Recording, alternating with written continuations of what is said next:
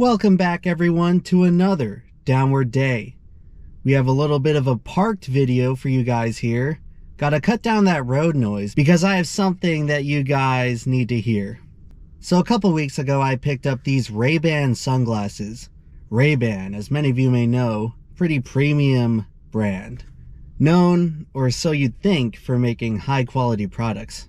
Now, I'm not the biggest glasses expert by any means, but I don't know, maybe you guys can let me know if this is normal for a new pair of expensive glasses to sound like this.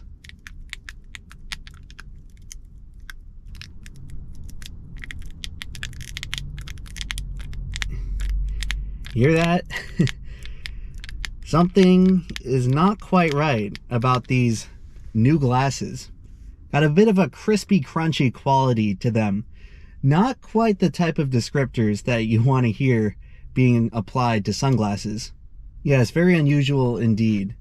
Now, Emp, you might be thinking, you probably got a defective pair. Why don't you head back to the store, return them, and get yourself a pair that's a little more, well, put together. And that would probably be a pretty fair suggestion if I hadn't done that already. And hey, what do you know? The result is more or less the same. Actually, on the original pair I had, just the left lens was making a clicking sound. But on this one, it's the full thing. So I guess you get what you pay for, except that's not exactly the case, because these things were pretty expensive. Now I know I run the risk of sounding like a massive douche by saying this, but trust me, I'm normally not like this on most of my purchases. I'm perfectly fine with the non-luxurious things in life. For most things, at least. Personally, I've always appreciated having a nice pair of sunglasses. I've got very light, sensitive eyes. I try to cover them up whenever possible. So I wear sunglasses outside pretty much every day. And since I use them so much, I like to have a pair that's at least pretty durable, that I'm not going to have to replace in a matter of months. And you know, I figured Ray-Ban, pretty decent brand, right? You'd think so. They're probably the single biggest name brand, quality brand in all of the sunglass industry. So I figured, hey, if I'm going to be dropping this much fucking money on a pair of goddamn sunglasses, you'd think they'd at least be decently passable and not immediately cheap feeling and cheap sounding. And I guess I just wanted to cover this in a video as a way of wondering out loud, is it just me, or do products in our wonderful present-day society seem to just be getting crappier and crappier by the day?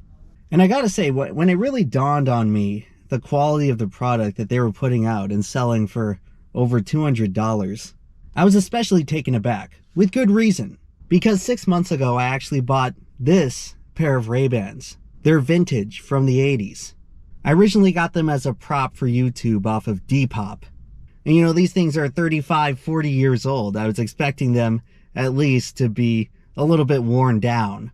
But no, compared to the brand new sunglasses I just bought this month, the difference in quality is simply remarkable. I mean, once again, just a refresher for you guys. And now compare that with this. Oh, it's not making any noise. Yeah, that's because the lenses are actually flush to the frame. Shocking, I know, but can't imagine having a product in the modern day that actually works the way it's intended to. So these vintage glasses, they're overall a lot more sturdy, a lot more well built. There's actually a nice weight in my hands compared to these. These feel a lot more substantial. These feel like something that's actually gonna stick on my head and not get blown away by a faint gust of wind. But holding these two products side by side from the same company, the same brand, it's quite aggravating to look at the stark decline in quality. I mean, holding them both in my hand right now, the 2022 glasses are absolutely made of inferior quality material. And it seems like it should be less brazenly obvious than it is, but once again, you can just hear it. You can just hear it with your ears. And man, I get that it's really petty and superficial, first world problem, blah, blah, blah. But you gotta admit, there is something very profoundly disheartening about how products, even luxury premium products today, you get the sinking suspicion that they're simply not as good as what companies were putting out 30 years ago. And sheesh, you'd think with all the research and development and technological breakthroughs and all this money and capital that's been poured into these freaking companies in the last 30 years, they could at least come out with a product that's comparable in quality to something that came out in the freaking 80s. So after I realized how crappily these new Ray-Bans are put together, I looked online to see if this is a common problem for other people who've bought this product, and it turns out it is. There's forum posts online. You can look. People complaining about the clicky-clacky new Ray-Bans, new premium $200 glasses, clickety-clacky. And there were people offering their homemade solutions, saying, oh, you gotta heat them up. You gotta microwave them for fucking 10 seconds or run them under a hairdryer. And then they actually work like they're intended to. Oh man, what a real lifesaver, real life hack there. Put your freaking $200 glasses under a hairdryer because the manufacturer is too incompetent to release a product that actually fits how it's supposed to.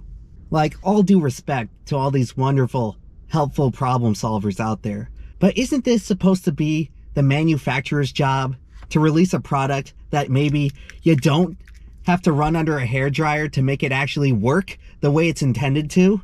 Shouldn't that be something that, I don't know, maybe gets sorted out before it winds up on the store shelves with a $200 price tag? God, man, the companies these days, they're taking a lot of liberty. They're taking a lot of liberty on the tolerance of the customer. And I know, give them credit, the customers these days seem pretty tolerant, for reasons I'll try to expand on later. But sheesh, $200, prestigious, premium brand. And that's what you get. And maybe, if they were always like that, you could give them some kind of excuse by saying, oh, that's just the way they're designed. But no, 1980s product, no such problem, no such defect, and these are a significantly better product. 30 years of technological advancement, materials advancement, R&D, venture capitalist money, stock price, company valuation hitting all-time highs, and it's somehow too much to ask for the products to even stay the same quality they once were. And boy, to add insult to injury on this whole thing, a couple days after I picked these up, I actually got these glasses for free. People at some kind of campus event over here were giving them away. Now, does someone want to explain to me how these free, bare minimum quality sunglasses are actually better put together than the Ray-Bans? Where I'm actually able to bend them and move them around, and it doesn't sound like I'm opening up a bag of Fritos. So once again, to review, $200 free. $200 free. I don't know, who knows, maybe Ray-Ban is just ahead of the fashion game, and in 5 years everyone will be wearing crunchy glasses. But personally speaking, I prefer my glasses to not sound like a bag of chips.